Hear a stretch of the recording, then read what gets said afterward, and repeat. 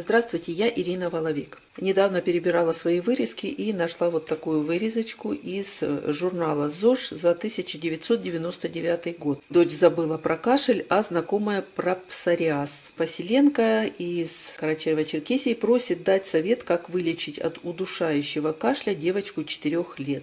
Я знаю очень хороший рецепт, думаю, он поможет многим читателям. Этот рецепт действительно великолепен, и он действительно помог очень-очень многим. Прошло уже почти 20 лет этой бумажки, и это ксерокопия. Видите, тогда на работе мы действительно многим отксерили этот рецепт, и он пользовался очень большим успехом. Этот рецепт помогал практически всем, причем даже от застарелого, лающего и удушающего какого угодно кашля. И я буду рада, если он кому-то тоже поможет. Я вскипятила молоко и наливаю в стакан.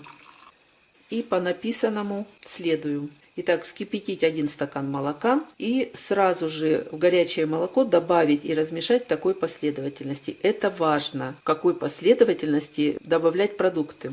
Так написано. 1 столовую ложку сливочного масла, 1 столовую ложку меда, питьевую соду на кончике ножа или ложки, как я вот делаю.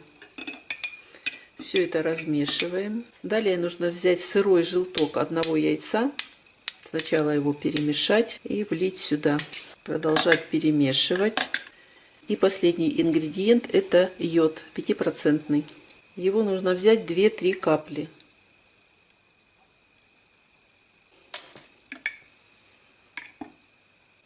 И коктейль готов. Он получается очень приятный на вкус. Детям пить по полстакана 3 раза в день в теплом виде, а взрослым по стакану. И пить до тех пор, пока кашель не уйдет. Кому-то, может быть, и 2 дней достаточно будет, а кому-то и побольше. Если кашель застарелый, то, естественно, дольше придется полечиться. Будьте здоровы, до новых встреч!